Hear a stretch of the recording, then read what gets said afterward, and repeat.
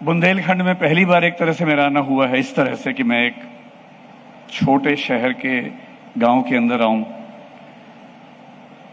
एक तरह से सपना था कि जो असली हिंदुस्तान है उसको देखूं, महसूस करूं। पिछले 2 साल से सौरभ ने मुझे कई बार कहा कि बड़े भाई लाइब्रेरी बनने वाली है और उस दिन आपको आना है शुरुआत करने के लिए, उद्घाटन करने के लिए। तो मेरे मन में यह था कि एक छोटी सी लाइब्रेरी होगी, 10-15 लोग होंगे, वहां जाना होगा और एक छोटा सा कार्यक्रम होगा, उसके बाद वहां से वापस आएंगे। पर जैसे जैसे बात बढ़ी, कुछ दिन पहले से खबरें सुनने को मिली कि 10,000 लोग आने वाले हैं। फिर पता लगा, कल जब मैं आया तो कई शहरों में बड़े बड़े होर्डिंग लगे हुए हैं। मैंने बहुत आयोजन देखे हैं, अस्पताल का, स्कूल का, होटल का, पर लाइब्रेरी, वो भी नॉट फॉर प्रॉफिट, इतने बड़े पैमाने पर सम्मान की वस्तु बने, ये हमारे समाज में शायद पहली बार हुआ है। और मैं इसके लिए सौरभ को और बाकी सब दोस्तों को धन्यवाद करूंगा। मैं जानता हूं कि समय कम है और आप बहुत थक चुके हैं, बहुत सारे वक्ता बोल चुके हैं, बहुत सारे बोलने बाकी हैं। तो मैं क्योंकि टीचर हूं, मुझे क्लास में बच्चों के चेहरे देख के समझ में आता है कि कितना बोलना चाहिए, कितना नहीं बोलना चाहिए। तो मैं बहुत कम 5-7 मिनट कुछ बातें करके, और फिर मैं चाहूंगा कि बाकी वक्ता और फिर कुमार विश्वास भी हैं, तो उनके लिए जरूरी है कि आपके पास इतना समय हो कि आप उनको सुन सके, आनंद ले सके। ऐसे आयोजनों में सबसे बड़ी चिंता की बात यह होती है कि शुरू तो हो गया, 20,000 लोग भी आ गए, मंच पर बड़े बड़े नामी लोग भी आ गए, नेता भी आए, अभिनेता भी आए, सब आए। ये तो एक दिन की बात है। आज शाम होते होते ये पंडाल खत्म हो जाएगा, शाम होते होते आप अपने घर चले जाएंगे। उसके बाद क्या होगा? और कोई प्रयोग अगर केवल एक दिन की चकाचौंध बन के रह जाए, ऐसा अक्सर होता है, एक बार की बात नहीं है, ऐसा कई बार होता है कि कुछ शुरुआत हुई, बहुत बड़े पैमाने पे हुई, खूब तालियां बजी, उद्घाटन हुआ, मीडिया में छापा, बड़े बड़े पत्रकार आए, 2 दिन, 4 दिन, 10 दिन के बाद उत्साह खत्म हो गया। आयोजकों का तो पता नहीं हुआ कि नहीं हुआ, समाज का उत्साह खत्म हो गया। मेरा सपना है कि ऐसी स्थिति इस प्रयोग की ना हो, और उस बात को समझाने के लिए केवल एक छोटी सी कहानी सुना के बात समाप्त करूंगा। उस कहानी में एक किरदार आप भी हैं, थोड़ा मैं भी हूं, ज्यादा सौरभ हैं। कहानी एकदम सच्ची कहानी है, रियल स्टोरी है, और वो आपको ये समझा सकती है कि इस लाइब्रेरी का भविष्य क्या हो सकता है, बशर्ते आप उसके लिए अपनी जिम्मेदारी निभाएं। 1999 की बात है, रियल बात है, कहानी नहीं है, रियल इंसिडेंट है।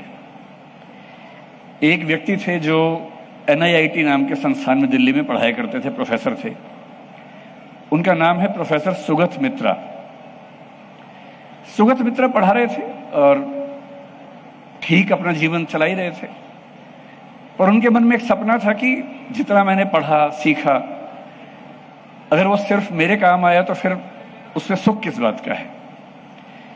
क्या मैं अपनी शिक्षा को उन लोगों तक पहुंचा सकता हूं जिनके पास शिक्षा का क ख ग भी नहीं है, शुरुआत भी नहीं है?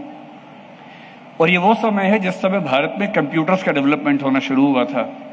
राजीव गांधी की सरकार में कंप्यूटर्स को लाया गया था, और 1999 जब हम UPSC की तैयारी भी कर रहे थे, कंप्यूटर एक जाना पहचाना चेहरा था। ईमेल क्या होता है समझ में आने लग गया था, और ये लग रहा था कि कंप्यूटर के बिना दुनिया चलेगी नहीं। उन्होंने एक एक्सपेरिमेंट किया। अपने इंस्टीट्यूट के पीछे एक झुग्गी बस्ती थी, कालका जी दिल्ली में जगह है, शायद आप जानते होंगे। उस बस्ती की तरफ दीवार में एक छेद करवा दिया, सिर्फ दीवार में एक छेद करवाया, और एक कंप्यूटर अपने इंस्टीट्यूट के अंदर ही दीवार के पास रखवा दिया। इतना ही किया बस।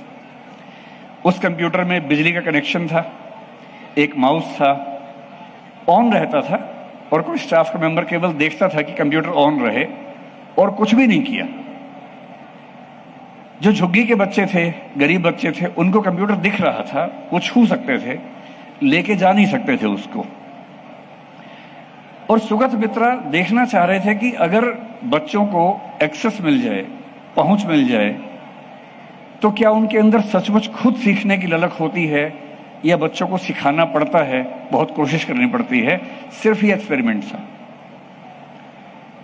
3 महीने तक उनकी टीम ने कुछ नहीं किया, सिर्फ इतना कि कंप्यूटर रखा हुआ है, बिजली चल रही है, किसी से कोई बात नहीं की। धीरे धीरे देखा बच्चे वहां पर इकट्ठे होने लगे, कुछ कुछ करते थे, वीडियो गेम खेलते थे, कुछ और करते थे।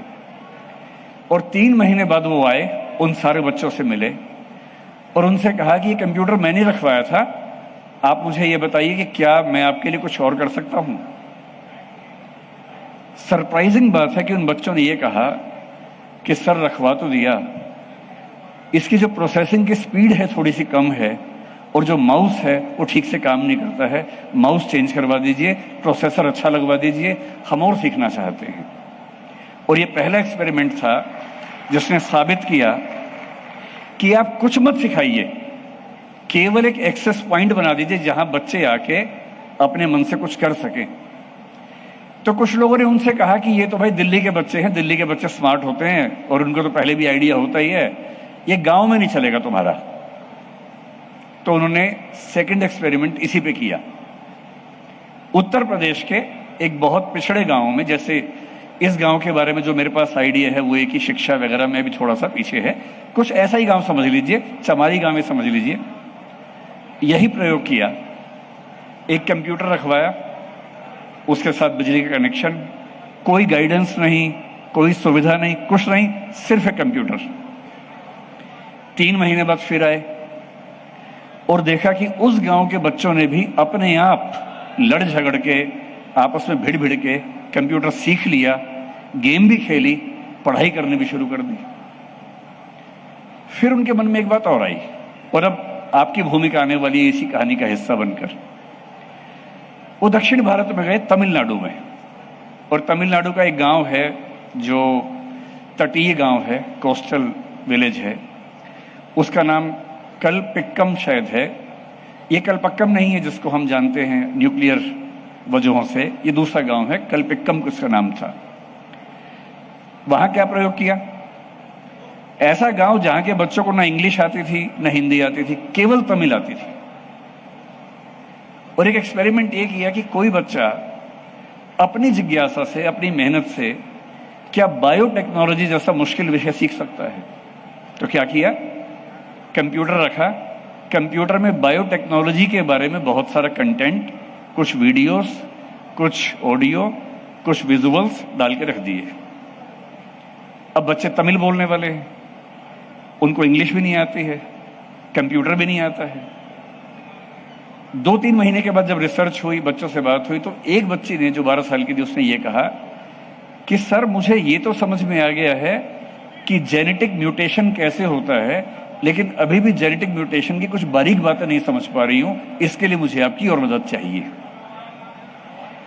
तो उस बच्चे का टेस्ट लिया गया, और जब टेस्ट लिया तो पाया गया कि किसी अच्छे अंग्रेजी माध्यम के स्कूल में पढ़ने वाले बच्चों की तुलना में 30% लेवल इन बच्चों ने बिना किसी सुविधा के, केवल कंप्यूटर के होने से खुद अचीव कर लिया। अब जो एक्सपेरिमेंट था उसमें आप शामिल हो जाएंगे।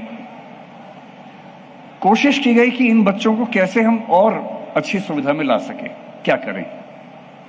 एक छोटा सा प्रयोग किया, और यह प्रयोग एक और बहुत प्रसिद्ध व्यक्ति ने भी किया, मैं उनका भी जिक्र करूंगा। प्रयोग क्या किया? उसी गांव की एक महिला जिसकी उम्र लगभग 30-35-40 के आसपास थी, दीदी समझ लीजिए, आंटी समझ लीजिए, चाची समझ लीजिए, जो बच्चों से बहुत प्रेम करती थी और बच्चे उनको बहुत मानते थे। वो महिला भी पढ़ी लिखी नहीं थी। उस महिला से कहा कि आपको सिर्फ एक काम करना है, ये बच्चे लाइब्रेरी में आएंगे, ये बच्चे कंप्यूटर पे खेलेंगे, इनको इंग्लिश नहीं आती, तमिल में कुछ कुछ करते रहेंगे, ये जो कुछ भी करते रहें, बस तुम खड़ी रहना और बीच बीच में इनकी पीठ थपथपा देना, इनका हाल पूछना और शाबाशी देते रहना। कुछ भी करें बोलना वाह बेटा बहुत अच्छा कर रहे हो, शाबाश, इतना ही करना है बस। और 2 महीने बाद देखा गया कि केवल उस शाबाशी की वजह से, इसको ग्रैंड मदर मेथड कहा गया, केवल उस शाबाशी की वजह से उन बच्चों का स्कोर किसी भी महंगे प्राइवेट स्कूल के बच्चों की तुलना में 50% हो गया, जो पहले 30% था। ये सारे के सारे एक्सपेरिमेंट्स डॉक्यूमेंटेड हैं और इसी स्कूल से एक बच्चा ऐसा निकला। आज से 2 साल पहले सौरभ और मैं अमेरिका में 2 विश्वविद्यालयों में गए हुए थे वक्ता बन के स्पीच देने के लिए। उनमें से एक दुनिया के सबसे अच्छे विश्वविद्यालयों में से एक येल विश्वविद्यालय है और येल यूनिवर्सिटी में मुझे ध्यान है बड़ा अच्छा सेशन था। सौरभ, मैं और वहां पर जो भारतीय भाषाओं को जानने वाले बच्चे थे वो सारे उसमें ऑडियंस थे। येल को देख के हमें लगा कि काश हम या हमारे समाज के लोग ऐसे विश्वविद्यालय में पढ़ पाते। और अब मैं जो पीछे ला रहा हूं बात को, उसी एक्सपेरिमेंट में महाराष्ट्र में एक शिरगांव नाम का गांव है जो पालघर इलाके के बीच में है। शिरगांव का एक बच्चा जिसका नाम था अरुण चौहान, इसी कंप्यूटर से अपनी मेहनत से सीखते सीखते ऐसा सीखा कि इवोल्यूशनरी बायोलॉजी में येल यूनिवर्सिटी से पीएचडी करने के लिए उसका सिलेक्शन हुआ और केवल उस एक कंप्यूटर की वजह से हुआ। मैं जो आपको कहना चाह रहा हूं, ये जो मजमा है इसका सौंदर्य है, एक दिन का सौंदर्य है। अच्छी फोटो आएंगी, आपको भी याद रहेगा कि वाह क्या मजमा जुटा था। बड़े बड़े लोग आए थे, कुमार विश्वास भी आए थे, राज्यसभा के उपसभापति भी आए थे, कैलाश सत्यार्थी जी भी आए थे। पर इस सबका असली सौंदर्य तब है जब ये चीज बहुत दूर तक जाए, और ये चीज दूर तक तभी जाएगी जब ग्रैंड मदर इफेक्ट वाला काम आप करेंगे। इस लाइब्रेरी में जो बच्ची आएंगी, मुझे जानकारी मिली कि करीब 50 बच्चियों को सौरभ और गुंजन ने गोद लिया है। सौरभ और गुंजन के बारे में थोड़ा सा मैं अंत में बोलूंगा। ये जो बच्चियां आएंगी, इन बच्चियों का हौसला तोड़ने के लिए 50 शक्तियां काम कर रही होंगी। जब कोई बच्ची अपने घर से निकल के लाइब्रेरी में आएगी तो रास्ते में कम से कम 10 लोग बोलेंगे, क्यों जा रही हो बिना बात के, पागल हो, घर में चौका कर लो, क्यों ये सब कर रही हो। कुछ ऐसे लड़के भी होंगे थोड़ा परेशान भी कर देंगे। समाज के अपने सच होते हैं, उससे हम कैसे बच सकते हैं। अगर आपने उन बच्चियों को शाबाशी दे दे के 1 साल 2 साल 3 साल यहां बैठने की आदत डाल दी, तो मैं दावे से कह रहा हूं कि आज से 10 साल 15 साल के बाद इतिहास में लिखा जाएगा कि एक लाइब्रेरी बनी थी, उस लाइब्रेरी की बच्चियों ने बड़े बड़े काम किए। आईएएस बनना, पीसीएस बनना बड़ी बात नहीं है। बड़ी बात, जैसे कि हमारे उप मुख्यमंत्री महोदय कह रहे थे, कि नौकरी लेने से अच्छा है नौकरी देना, कुछ बड़ा उद्यम करना। एक लाइब्रेरी सौरभ ने बनाई है, ये बच्चे अपनी अपनी लाइब्रेरियां बनाएं और धीरे धीरे पूरे बुंदेलखंड का विकास हो।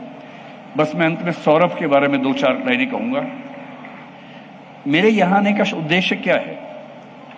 सौरभ मेरा छोटा भाई है, जैसे जाकिर का वो बड़ा भाई है, ऐसे मेरा छोटा भाई है।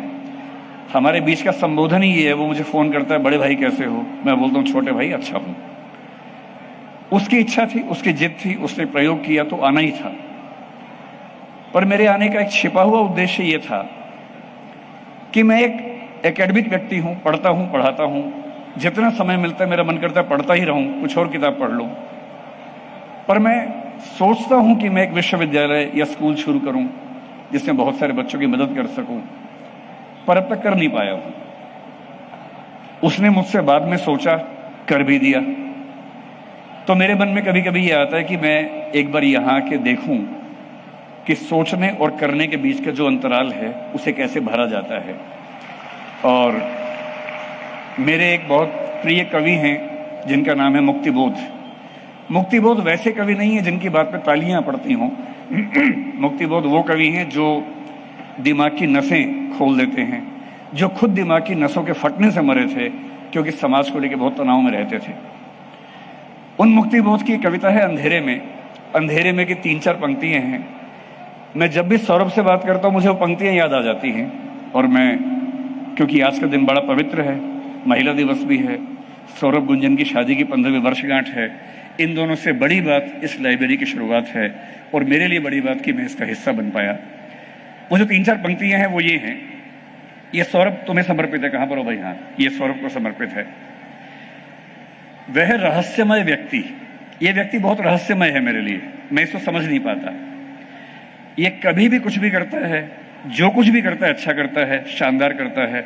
और मेरे व्यक्तिगत जीवन में फिलहाल अभी के जीवन में इतना बड़ा हरफन मौला लियोनार्डो दा विंची जैसा व्यक्ति कोई दूसरा नहीं है, सौरभ ही है। तो मैं बहुत चुपचाप सीखता रहता हूं। तो मुक्तिबोध ने कहा, वह रहस्यमय व्यक्ति अब तक न पाई गई मेरी अभिव्यक्ति है। यानी जो मैं होना चाहता हूं, जो मैं सोचता हूं कि कर सकूं, वो इस रहस्यमय व्यक्ति ने अभी से करके दिखा दिया है।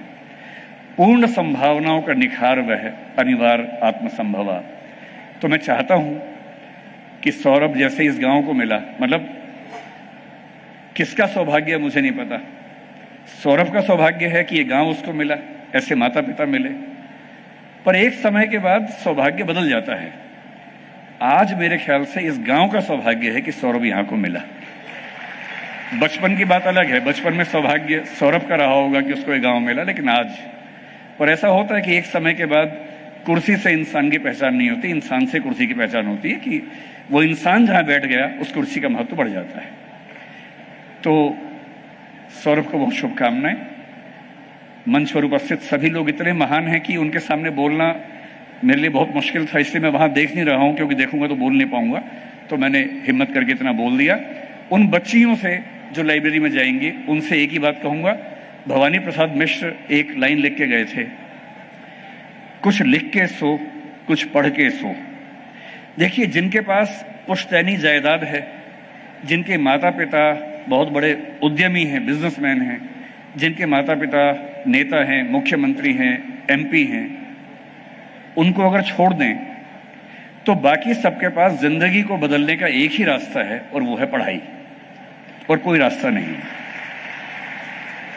इसलिए जिस देश की अधिकांश आबादी निम्न वर्ग, निम्न मध्य वर्ग की हो, वहां पढ़ाई से अच्छा कोई रास्ता नहीं है अपनी जिंदगी को अपने हिसाब से जीने का। पढ़ना जरूर है। डॉक्टर अंबेडकर ने बड़ी गहरी बात कही थी, खाने के पैसे हो ना हो, जूते पहनने के पैसे हो ना हो, पैर में जूता चप्पल हो ना हो, हाथ में किताब जरूर होनी चाहिए, क्योंकि किताब ही है जो जीवन को बदलेगी। और भवानी प्रसाद मिश्र ने बड़ी सुंदर बात कही थी, कुछ लिख के सो, कुछ पढ़ के सो, जिस जगह उठा था आज सवेरे, उससे तो कुछ बढ़कर सो, उससे तो कुछ बढ़कर सो। धन्यवाद, बहुत बहुत धन्यवाद।